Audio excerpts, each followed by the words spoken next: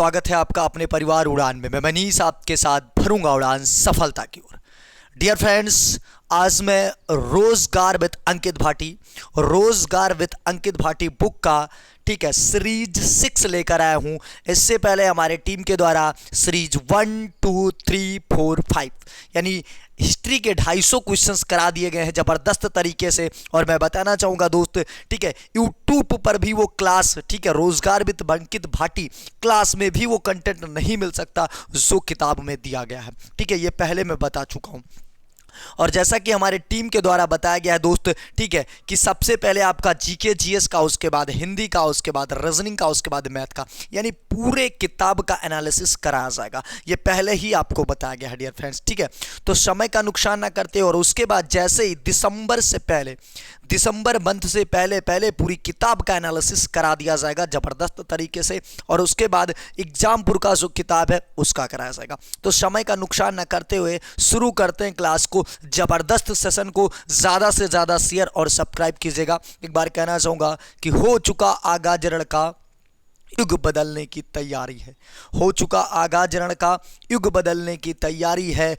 इतिहास वही दोहराएगा, संघर्ष जिसका जारी है। चलिए दोस्त, जबरदस्त कंटेंट के साथ कॉन्सेप्ट को क्लियर कीजिए। पहले क्वेश्चंस की बात करते हैं। उकाई बांध किस नदी पर स्थित है? तो ऑप्शन में दिया गया ताप्ती पर स्थित है। अब इसके व्याख्या पर ध्यान दीजिएगा और जबरदस्त तरीके से व्याख्या में ही सब कुछ छिपा हुआ है। तो सबसे पहले बात करें दोस्त, अगर हम बात करें कंटेंट पे, तो उकाई बांध को बल्लभ सागर बांध के नाम से भी जाना जाता है। किस नाम से जाना जाता है? बल्लभ सागर बांध के नाम से भी जाना जाता है। किस नदी पर है डियर फ्रेंड्स? ताप्ती नदी पर स्थित है। अगर बात करें सरदार सरोवर बांध के बाद या गुजरात राज्य का दूसरा सबसे बड़ा बांध है, तो आपसे पूछे कि गुजरात का सबसे बड़ा बांध कौन सा है, तो सरदार सरोवर बांध हो जाएगा। उकाई बांध का उपयोग तापी जिले के उकाई शहर में बिजली उत्पादन और सिंचाई बाढ़ नियंत्रित करने के लिए किया जाता है। यहाँ 300 मेगावाट विद्युत इकाई लगाई गई है। अब महत्वपूर्ण बिंदु को देखिएगा और जबरदस्त तरीके से पूरे बांध क्लियर कराए जाएंगे। तुमसे पूछे सोमीशिला बांध कहाँ पर स्थित? बाबू, आंध्र प्रदेश के अंदर स्थित है। और किस नदी पर? तो पेन्नार नदी पर। इसको होना चाहिए पेरियार नदी। क्या होना चाहिए? पेरियार नदी पर हो जाएगा। अगर पूछे टिहरी बांध कहां पर? तो उत्तराखंड राज्य में स्थित है। किस नदी पर माय डियर फ्रेंड्स? तो भागीरथी नदी पर स्थित है। अब बात करते हैं हीराकुंड बांध उड़ीसा राज्य में स्थित है। किस पर? महानदी पर स्थित है। एक बात मैं कहना चाहूंगा, मैं चाहता ना दोस्त, डियर फ्रेंड्स, बताना चाहूंगा 50 क्वेश्चंस का सीरीज मात्र 30 मिनट में कराया जाता है। और 50 के साथ आप 4 से गुणा करेंगे, मतलब 200 क्वेश्चन से भी ज्यादा करा दिए जाते हैं। क्लास में 200 से भी ज्यादा क्वेश्चन कराए जाते हैं। और बताना चाहूंगा कॉन्सेप्ट को आपको क्लियर जरूर रखना है। फरक्का बांध की बात करें तो पश्चिम बंगाल के अंदर हुगली नदी पर स्थित है। अगर बात करें सलाल बांध परियोजना, तो जम्मू कश्मीर के अंदर स्थित है। और जम्मू कश्मीर किस नदी पर है? भाई, चेनाब नदी पर स्थित है। जो सलाल बांध परियोजना है। अगर उरी बांध परियोजना किस नदी पर? तो झेलम नदी पर स्थित है। किस राज्य में? जम्मू कश्मीर के अंदर स्थित है। अब बात करते हैं भाखड़ा नागल बांध, तो हिमाचल प्रदेश तथा पंजाब में सम्मिलित है। सतलज नदी पर स्थित है। कहां पर दोस्त? सतलज नदी पर स्थित है। एक एक क्वेश्चन आपकी परीक्षा के लिए बेहद उपयोगी साबित होगा। रिहंद बांध उत्तर प्रदेश में स्थित है। किस नदी पर? रेहंद नदी पर। अगर माता टीला बांध की बात करें तो उत्तर प्रदेश में बेतवा नदी पर स्थित है। अगर बात करें मैथन बांध दोस्तों, झारखंड राज्य में ब्राकर नदी पर स्थित है। और जवाहर सागर बांध की बात करें माय डियर फ्रेंड्स, तो मध्य प्रदेश में चंबल नदी पर। एक कॉन्सेप्ट के साथ जबरदस्त तरीके से आप नोट्स भी बनाइए। एक नोट्स भी बनाइए। एक बार कहना चाहूंगा कि तू हंस तू मुस्कुरा तो रोना कम कर दे। तू हंस तू मुस्कुरा तो रोना कम कर दे। अगर जिंदा है तो जिंदगी की नाक में दम कर दे। अब बात करते हैं नागा अर्जुन बांध की दोस्त। तेलंगाना राज्य में सिचुएटेड है। बात करें किस नदी पर? बाबू, कृष्णा नदी पर स्थित है। अब इडुक्की पेरियार नदी पर स्थित है। और पेरियार नदी कहाँ स्थित? केरला के अंदर स्थित है। कहाँ दोस्त? केरला के अंदर स्थित है। दोस्त अगले क्वेश्चंस की बात करते हैं। निम्नलिखित में से, ठीक है, क्वेश्चंस पर ध्यान दीजिएगा थोड़ा सा। निम्नलिखित में से कृष्णा नदी की सहायक नदी कौन सी है? तो घटप्रभा, घाटप्रभा, ठीक है, क्या है? इसकी सहायक नदी है। क्या है? घाटप्रभा इसकी सहायक नदी है। चलिए अगले क्वेश्चन पर बात करते हैं दोस्त। चलिए दोस्त अब और भी सहायक नदियां, थोड़ा ये वीडियो लंबा जरूर हो जाएगा क्योंकि बहुत ज़्यादा एनालिसिस कराना है, ठीक है डियर फ्रेंड्स। तो बताना चाहेंगे, अब गंगा की सहायक नदी भी पूछ सकता है, तो गंगा की सहायक नदी गोमती, घाघरा, गंडक, कोसी, यमुना और सोन हो जाएगी। अगर यमुना की बात करें माय डियर फ्रेंड्स तो चंबल, सिंध, केन, बेतवा, हिंडन और टोंस हो जाएंगी। डियर फ्रेंड्स सिर्फ एसएससी जीडी ही नहीं फतेह करोगे, अगर इस चैनल पे तुमने ज़बरदस्त तरीके से जो किताबें कराई जा रही हैं इनका एनालिसिस कर दिया ना, तो मैं बताना चाहूँगा कोई भी एग्जाम हो तुम्हारा नाम जरूर उस पर लिखा मिलेगा। अब कृष्णा नदी की बात करें तो इसकी सहायक नदियाँ कौन हो जाएंगी? घाटप्रभा, तुंगभद्रा, ठीक है, बेदावली, कोयना और माला प्रभा। बात करते हैं कावेरी की सहायक नदियों की, तो हेमावती, भवानी, काव्यानी, अकीवीती, ठीक है। नर्मदा की सहायक नदियों की बात करें तो अमरावती होती है, भूखी होती है और तवा होता है दोस्त। अगर दामोदर की बात करें तो दामोदर नदी की बरकार और कानोर होता है। चंबल की बात करें तो बनास होती है, सिप्रा होती है, पार्वती होती है और मेज हो जाती है। अगले क्वेश्चंस की 3 नंबर क्वेश्चंस की तरफ जबरदस्त तरीके से बढ़ रहे हैं।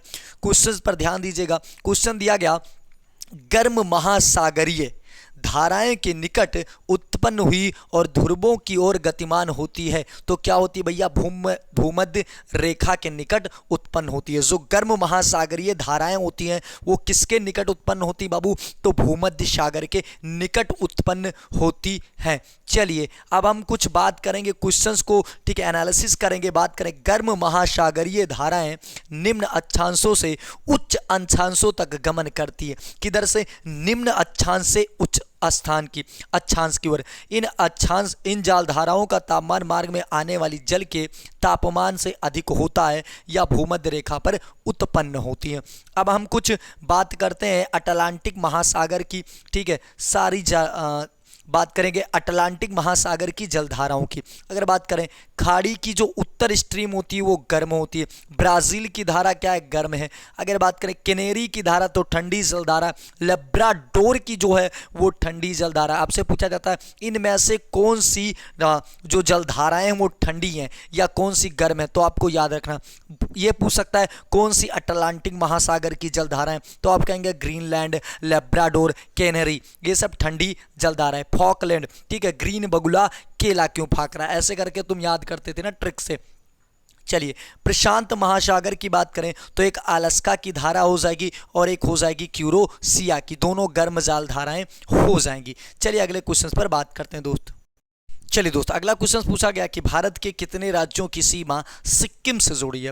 बाबू सही से क्वेश्चंस को ध्यान दीजिएगा। भारत के कितने राज्यों की सीमा सिक्किम से जुड़ी हुई है, तो सिक्किम से केवल एक राज्य की सीमा जुड़ी है। बात करें सिक्किम को 22वें राज्य के रूप में 16 मई 1975 को, ठीक है, भारत का राज्य बनाया गया। भारत की जनसंख्या की दृष्टि से सबसे छोटा, क्षेत्रफल की दृष्टि से गोवा सबसे छोटा हो जाएगा। तो अगर जनसंख्या की दृष्टि से सबसे छोटा राज्य सिक्किम हो जाएगा और सबसे बड़ा जो राज्य हो जाएगा वो आपका उत्तर प्रदेश। अगर क्षेत्रफल की दृष्टि से बात करें तो गोवा हो जाएगा, ठीक है। भारत में एकमात्र राज्य पश्चिम बंगाल है जिसकी सीमा सिक्किम से लगती है, तो किसकी लगती? केवल पश्चिम बंगाल की सीमा लगती है। अब बात करते हैं कुछ अंतर्राष्ट्रीय के बारे में, बात करें दोस्त, ठीक है, तो अंतर्राष्ट्रीय सीमाओं पर भारत की राज्य सूची। बात करें अफगानिस्तान से किसकी किसकी सीमा लगती है, तो जम्मू और कश्मीर की सीमा लगती है। अगर भूटान से बात करें तो पश्चिम बंगाल की सीमा लगती है, सिक्किम की लगती है, अरुणाचल प्रदेश और असम की सीमा लगती है। अगर बांग्लादेश से बात करें डियर फ्रेंड्स तो कितनी लगती है, तो 4096, ठीक है, 4096 किलोमीटर सीमा लगती है। और इसका ट्रिक तुम याद करोगे, एटीएम एमपी, ए से हो जाएगा असम, टी से हो जाएगा आपका त्रिपुरा, ठीक है, और यम से हो जाएगा मेघालय, और यम से हो जाएगा मिजोरम, और पी से हो जाएगा पश्चिम बंगाल, तो एटीएम एमपी हो जाएगा। अब बात करते चीन की, तो भैया कितनी 3917 किलोमीटर सीमा लगती है। कितनी लगती माय डियर फ्रेंड्स? देखो अगर मैं एनालिसिस कराने पे आ गया ना दोस्त तो बहुत अंदर तक बात चला जाएगा, ठीक है। तो इतना मैं एनालिसिस नहीं कराना चाहता, क्योंकि एक एक पॉइंट मैं आपको बता दूंगा फिर। तो 3917 किलोमीटर की सीमा लगती है, चीन की राजधानी बीजिंग हो जाती है। क्या हो जाती है? बीजिंग हो जाती है। चलिए अब अगर हम बात करते हैं, ठीक है, जो चीन की सीमा लगती है उसको LAC कहते हैं, ठीक है, लाइन ऑफ एक्चुअल कंट्रोल, और जो LOC होता है वो लाइन ऑफ कंट्रोल होता है पाकिस्तान वाला। तो भैया अजू हिस्सा याद करना, ट्रिक चीन के लिए क्या याद करना आपको? अजू हिस्सा। अजू हिस्सा जब लिखोगे ना तो आ हो जाएगा, आ से हो जाएगा अरुणाचल प्रदेश, जू से हो जाएगा जम्मू कश्मीर, ही से हो जाएगा हिमाचल प्रदेश, सा से हो जाएगा सिक्किम, अजू, और जो ऊ पे मात्रा लगे ना, जू पे जो मात्रा लगेगा उससे हो जाएगा उत्तराखंड। तो अजू हिस्सा हो जाएगा, ठीक है। तो इतनी सीमा लगती है। अब म्यांमार की सीमा की बात करें तो ट्रिक याद कर सकते हो, अरुण नागा मणि मिजोरम। तो अरुणाचल प्रदेश हो जाएगा, नागालैंड हो जाएगा, मणिपुर हो जाएगा और मिजोरम हो जाएगा। देखिए शॉर्ट वीडियो अगर नहीं देख रहे तो उसको देखा कीजिए। देखिए ये सब चीज़ें आप भूल जाएंगे, चाहे जितनी बार पढ़ेंगे भूलने का गुण सब में पाया जाता, तो इसलिए आपको ट्रिक मेथड पर याद करोगे हमेशा याद रहेगा। अब बात करते हैं नेपाल की, तो उत्तर उत्तरा विपक्ष होता है, उत्तर से हो जाएगा उत्तर प्रदेश, उत्तरा से हो जाएगा उत्तराखंड, बी से हो जाएगा बिहार, और पी से हो जाएगा पश्चिम बंगाल, 80 से हो जाएगा सिक्किम। तो उत्तर उत्तरा विपक्ष इसका ट्रिक हो जाएगा, ठीक है। 1751 किलोमीटर की सीमा लगती है नेपाल की भारत से। अब पाकिस्तान की तो पंगुराजल याद रखना है, ठीक है, इन्होंने लद्दाख नहीं दिया, लद्दाख की भी सीमा लगती है दोस्त, ठीक है। चलिए अब अगले क्वेश्चंस पर हम बात कर लेते हैं, 11 मिनट हो चुके हैं। अगला क्वेश्चन पूछा गया कि छत्तीसगढ़ का स्थापना दिवस कब मनाया जाता? तो 1 नवंबर को मनाया जाता है। बात करते हैं 26वां राज्य बना था, ठीक है। बात करते हैं आंध्र प्रदेश का, तो 1 नवंबर 1956 को क्या मनाया जाता है भैया? राज्य स्थापना, यानी 1956 को बना था। अरुणाचल प्रदेश 20 फरवरी 1987 को बना था दोस्त। अगले क्वेश्चन पर बात करते हैं। चलिए दोस्तों अगले क्वेश्चंस की बात करते हैं। गोवा, गोवा दिवस कब मनाया जाता? 30 मई 1987 को। अगर गुजरात की बात करें तो गुजरात दिवस मनाया जाता है 1 मई 1960 को। हरियाणा की बात करें तो हरियाणा दिवस मनाया जाता है 1 नवंबर 1966 को, ठीक है, मतलब 1 नवंबर को मनाया जाता है। अगर झारखंड के स्थापना दिवस की बात करें तो 15 नवंबर 2000 को बना था। और अगर बात करें महाराष्ट्र की तो 1 मई 1960 को बना था। अगर बात करें उत्तराखंड तो 9 नवंबर 2000 ईस्वी को बना था। चलिए अगले क्वेश्चन पर बात करते हैं दोस्त। अगला क्वेश्चन है कि निम्नलिखित में से कौन सी मृदा संरक्षण की एक विधि है? तो भैया सीढ़ीदार खेती। सीढ़ीदार खेती क्या है? मृदा संरक्षण से तात्पर्य उन विधियों से जो मृदा को अपने स्थान से हटाने से रोकती हैं, मृदा संरक्षण की विधियां कहलाती हैं। चलिए दोस्त अगले क्वेश्चंस की बात करते हैं। फिर पूछ लिया उत्तराखंड स्थापना दिवस, तो अभी तो तुमको बताया गया 9 नवंबर 2000 को उत्तराखंड के 13 जिले, उत्तर प्रदेश के 13 जिलों को काट के उत्तराखंड का निर्माण किया गया था, ठीक है, सत्य राज्य के रूप में सम्मिलित हुआ था। अगले क्वेश्चंस की तरफ बात करते हैं दोस्तों। अगला क्वेश्चन पूछा गया निम्नलिखित में से कौन सी श्रीलंका की पहली आधिकारिक भाषा है? तो सिंहली हो जाती है, सिंहली हो जाती है, ठीक है, श्रीलंका की आधिकारिक भाषा। एक बार कहना चाहूँगा कि रख हौसला वो मंजर भी आएगा और प्यासे के पास चलकर समंदर भी आएगा, कि थक कर ना बैठे मंजिल के मुसाफिर, मंजिल भी मिलेगी और मिलने का मजा भी आएगा। हाँ तो बात करते हैं अब कुछ ज़बरदस्त तरीके से और भी तो प्रमुख देशों की। अगर हम बात करें भारत की राजभाषा हिंदी हो जाएगी, पाकिस्तान की राजभाषा उर्दू और भूटान की राजभाषा जोंगका हो जाएगी। क्या हो जाएगी? जोंगका हो जाएगी। और इजराइल की राजभाषा की बात करें तो हिब्रू हो जाएगी। क्या हो जाएगी माय डियर फ्रेंड्स? हिब्रू हो जाएगी। अगले क्वेश्चन पर बात करते हैं, ठीक है। अगला क्वेश्चन पूछा गया कि नर्मदा नदी मध्य प्रदेश में से निकलती है, मतलब कहां से निकलती? तो मध्य प्रदेश से, लेकिन मध्य प्रदेश में कहां से निकलती है? तो अमरकंटक पहाड़ियों से निकलती है। बात करें नर्मदा नदी का उद्गम स्थल अमरकंटक, जो मध्य प्रदेश के शहडोल जिले के पुष्पराजगढ़ तहसील पड़ता है। नर्मदा नदी पवित्र नदियों में गिनी जाती है। चलिए अगले क्वेश्चंस की बात करते हैं। थोड़ा अब हमको क्या होना, स्पीड को बढ़ाना होगा, क्योंकि हमारा काम ही होता है कम समय में ज़्यादा जानकारी, बोले तो गागर में सागर। निम्नलिखित में से कौन सी मृदा निर्माण का कारक नहीं है? ठीक है, मृदा निर्माण का कारक नहीं है तो भैया हो जाएगी अकार्बनिक सामग्री की भूमिका। चलिए अब इसमें कुछ ज़्यादा वो करने लायक है नहीं। चलिए 11वें क्वेश्चन की बात करते हैं। लेब्राडोर सागर और भूमध्य सागर किस महासागर का हिस्सा है? तो अटलांटिक महासागर के हिस्सा है। किसके हैं भैया? अटलांटिक महासागर के हिस्सा है। बात करें, लेब्राडोर उत्तरी अटलांटिक महासागर का एक भाग है और भूमध्य सागर अटलांटिक महासागर से संयोजित एक सागर जो भूमध्य बेसिन से घिरा हुआ है। चलिए अगले क्वेश्चंस की बात करते हैं और अगला क्वेश्चंस आपका, ठीक है, प्लेटो रिको खाई, ठीक है। अगर बात करें प्लेटो रिको खाई, प्लेटो रिको ट्रंच की बात करें किस महासागर में स्थित है माय डियर फ्रेंड्स? तो अटलांटिक महासागर में स्थित है। 2 दिसंबर 2021 को एसएससी जीडी ने इसको धुआं किया है, ठीक है। एक बार कहना चाहूँगा कि मैं सत्य कहता हूँ सके सुकुमार मत जानो मुझे, कि मैं सत्य कहता हूँ सके सुकुमार मत जानो मुझे, और काल से भी युद्ध में प्रस्तुत सदा मानो मुझे। चलिए अगले क्वेश्चंस को करते हैं धुआं जबरदस्त तरीके से दोस्त। चलिए दोस्तों अब बात करते हैं पेंथ्रिको रिको ट्रेंच जो अटलांटिक महासागर में स्थित है या विश्व की दूसरी सबसे गहरी ट्रेंच है अथवा गर्त है। इस गर्त की जो गहराई है वो 8380 बोले तो 8380 मीटर लगभग है। अब सबसे ज़्यादा तो मैरियाना ट्रेंच होती है, धरती की सबसे गहरी जगह है, ठीक है। वहाँ समुद्र लगभग 10,898 मीटर से, ठीक है, या 10,916 मीटर तक गहरा है। मैरियाना ट्रेंच जो है फिलीपींस के पूर्व में स्थित है। कहां पर? फिलीपींस की, और फिलीपींस की राजधानी क्या होती है? मनीला हो जाती है। क्या हो जाती है? मनीला। और मनीला में किसका हेडक्वार्टर्स है आपको बताना है दोस्त, ठीक है। चलिए बात करते हैं मिट्टी के सबसे निचले परत को कहा जाता है तो तलशैल कहा जाता है या बेड रॉक कहा जाता है।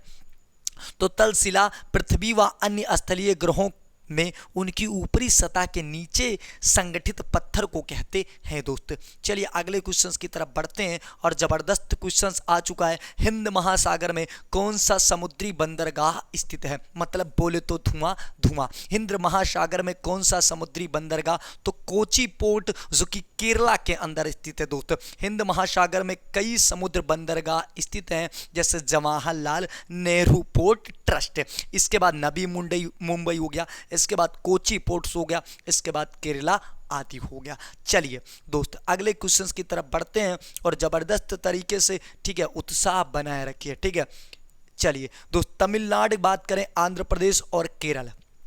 तमिलनाडु, आंध्र प्रदेश और केरल में पाई जाने वाली किस प्रकार की मिट्टी काजू जैसी, ठीक है, फसलों के लिए सबसे ज़्यादा उपयोगी होता है? तो होता है भैया लेटेराइट मिट्टी। अगर तुमसे पूछे कपास के लिए तो काली मिट्टी होता है। क्या होता है?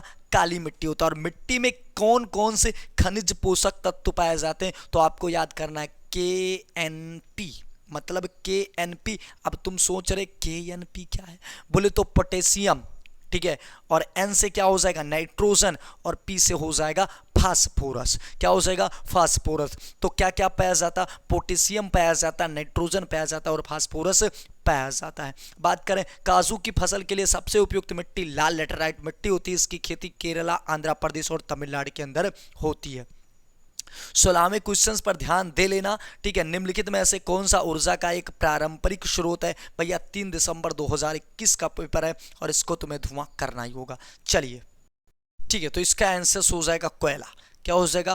कोयला हो जाएगा। अब अगले क्वेश्चंस की बात करते हैं, जबरदस्त क्वेश्चंस कि नहर की एक जलग्रीवा चैनल जहां पानी को बलपूर्वक उत्थान द्वारा भूमि के ढलान के विपरीत दिशा में प्रवाहित किया जाता है, क्या कहलाता है? तो उत्थापन प्रणाली कहलाता है। क्या कहलाता है? उत्थापन प्रणाली कहलाता है। अब व्याख्या को देख लो जरा। नहर की एक जल ग्रीवा मतलब चैनल जहां पानी को बलपूर्वक उत्थान द्वारा भूमि के ढलान के विपरीत, जैसे ढलान दूसरी तरफ है और तुम लगा के जबरदस्ती गिरा रहे हो दूसरी तरफ, तो उसको उत्थापन कहा जाता है। अगले क्वेश्चंस की बात करते हैं। 18 नंबर क्वेश्चंस है और जबरदस्त क्वेश्चंस है। इस क्वेश्चंस को तुम्हें ध्यान में रखना होगा, दिमाग में घुसाना होगा। किस श्रेणी को ऊपरी एशिया की रीढ़ कहा जाता है? जो ऊपर वाली एशिया है ना, उसका ऋण कहा जाता। तो तुमको पता होगा काराकोरम श्रेणी, और किस हिमालय के अंतर्गत आता है? बोले तो ट्रांस हिमालय के अंतर्गत आता है। हमने आपको बताया है। अगर बताना चाहूँगा इसी चैनल पे ज़बरदस्त तरीके से ज्योग्राफी के वो क्लास आप बहुत यूट्यूब पे पढ़ चुके हैं, लेकिन उस नोट से जिस दिन पढ़ाया जाएगा ना ज्योग्राफी की क्लास, तुम धुआं धुआं करोगे चाहे जहाँ पूछी जाए दोस्त।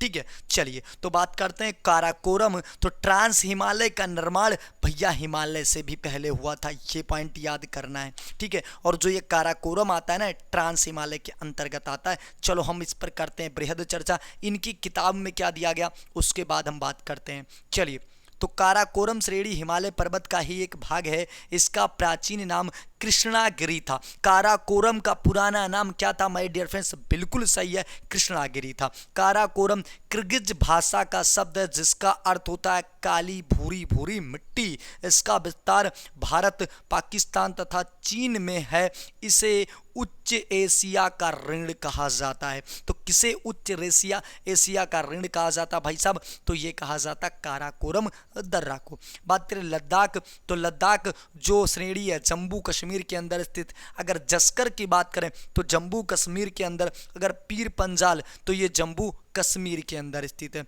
कामेत पर्वत की बात करें उत्तराखंड के अंदर स्थित है। अगर बात करें धौलागिरी, तुमसे पूछ ले किस में स्थित है, तो धौलागिरी जो पर्वत श्रेणी है हिमाचल प्रदेश। गुरु शिखर की बात करें राजस्थान के अंदर स्थित है, नागा पहाड़ियाँ नागालैंड में। अरावली की बात करें दोस्त तो गुजरात और थोड़ा बहुत क्षेत्र राजस्थान में भी आता है।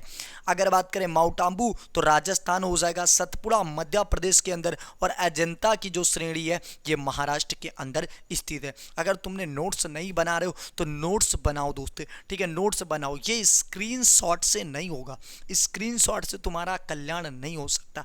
जो लोग स्क्रीनशॉट लेते हो लगातार ऐसे समय निकलता जाता है, 1 साल 2 साल, और वो स्क्रीनशॉट ही लेते रहते हैं। ठीक है, बाकी चलिए दोस्त अगले क्वेश्चंस की बात करते हैं। भारत में हरित क्रांति के दौरान खेती के आधुनिक तरीकों को आजमाने वाला पहला राज्य निम्नलिखित में से कौन था? तो भैया सबसे बढ़िया खेती पंजाब में। ठीक है दोस्तों, सॉरी, सबसे बढ़िया जो खेती होती पंजाब के अंदर। थोड़ा सा जुकाम होने की वजह से, लेकिन वीडियो तो प्रदान करना है ना दोस्त। भारत में हरित क्रांति के दौरान खेती के आधुनिक तरीकों का आजमाने वाला पहला राज्य पंजाब था। पंजाब में 1960 के दशक में शुरू हुई हरित क्रांति ने राज्य में तेजी से कृषि क्षेत्र में शानदार विकास किया है। अब यहाँ से तुम धुआं करोगे पेपर का। बात करें श्वेत क्रांति, दूध, ठीक है, श्वेत क्रांति किसके लिए चलाई गई? तो दूध उत्पादन के लिए। भैया वर्गीज कुरियन को क्या माना जाता है? वर्गीज कुरियन को दूध क्रांति का जनक माना जाता। नीली क्रांति की बात करें तो मत्स्य पालन के लिए होता है। अगर पीली क्रांति की बात करें तो तिलहन उत्पादन के लिए चलाया गया। अगर लाल क्रांति की बात करें मांस व टमाटर उत्पादन के लिए, और गोल क्रांति की अगर बात करें तो आलू उत्पादन के लिए। दोस्त अगर सुनहरी क्रांति की बात करें तो फल उत्पादन के लिए हो जाएगा। चलिए अगले क्वेश्चंस की बात करते हैं जबरदस्त तरीके से। अगला क्वेश्चन, भारत का सबसे लंबा नदी पुल ढोला सदिया पुल, क्या नाम है? ढोला सदिया पुल निम्नलिखित में से किस नदी पर बनाया गया? तो ब्रह्मपुत्र नदी पर बनाया गया है। किस पर बनाया गया दोस्त? ब्रह्मपुत्र नदी पर बनाया गया है। बात करते हैं भूपेन हजारिका सेतु या ढोला सदिया पुल। इसको भूपेन हजारिका सेतु या ढोला सदिया पुल कहा जाता है। भारत का सबसे लंबा पुल है जिसका उद्घाटन 26 मई 2017 को प्रधानमंत्री नरेंद्र मोदी द्वारा किया गया। अब कुछ ज्ञानी बैठे हैं जो कह रहे हैं कि करंट का नहीं, स्टेटिक बन चुका प्रभु। 2017 का क्वेश्चन 21 में पूछा गया है।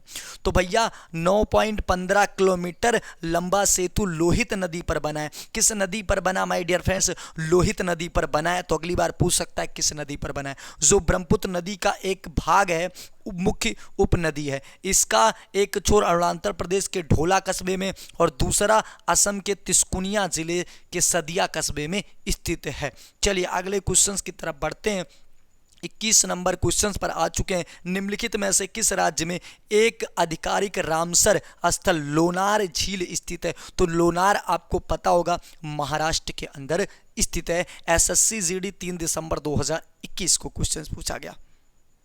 चलिए दोस्त बताना चाहूँगा दोस्त, आज जो होगा सेशंस वो 25 क्वेश्चंस का ही होगा।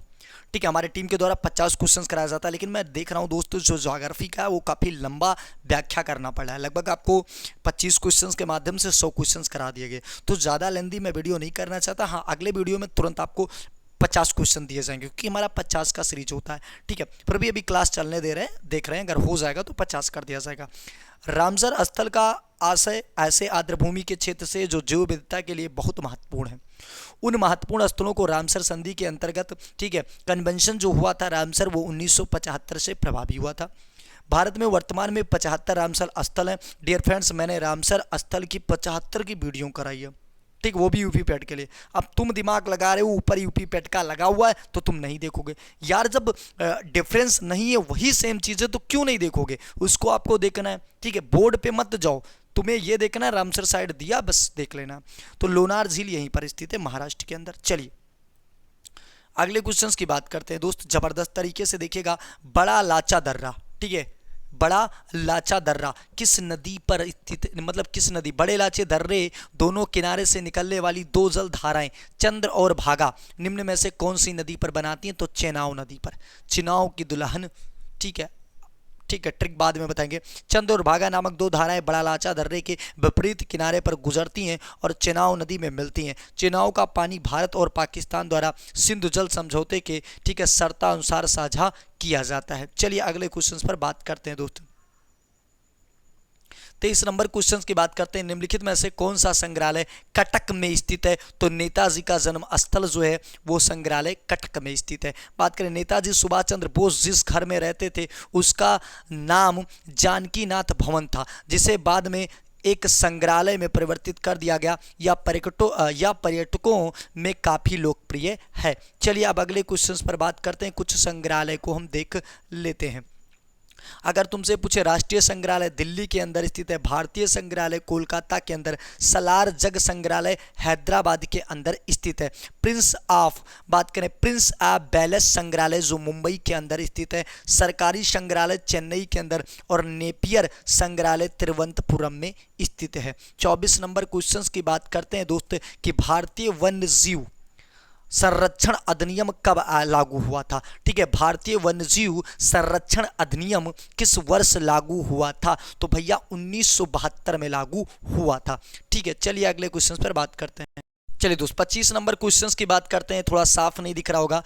तो प्रवद, मजीरा और मुनेर नदियाँ की दाहिनी सहायक नदियां हैं तो गोदावरी हो जाएगी, और गोदावरी को दक्षिण भारत की गंगा कहते हैं। क्या कहते हैं माय डियर फ्रेंड्स? दक्षिण भारत की गंगा कहते हैं, और बृहद गंगा के नाम से भी जाना जाता है। बात करें स्टैचू ऑफ यूनिटी, अब हम करा भी दे रहे हैं। स्टैचू ऑफ यूनिटी में स्थित है तो केवड़िया जिले में स्थित है, गुजरात के अंदर। पहले ही बता चुका हूं, केवड़िया जिले में स्थित है statue of unity. Kevadia Gujarat में स्थित है। या भारत में के प्रथम उप प्रधानमंत्री बात करें और प्रथम गृह मंत्री सरदार वल्लभ भाई पटेल को समर्पित है। ऊंचाई जरा बता दो, आर्किटेक्चर्स कौन है ये बता दो। तो बात करें समुद्र निकायों और समुद्र में पानी क्या होता है? खारा होता है। समुद्र में पानी कैसा होता है? खारा होता है। बात करें समुद्र निकायों और समुद्र का पानी खारा होता है क्योंकि इसमें लवण पाए जाते हैं। सोडियम क्लोराइड जो नमक बनाते हैं, सोडियम क्लोराइड की बात करें तो NaCl होता है ना,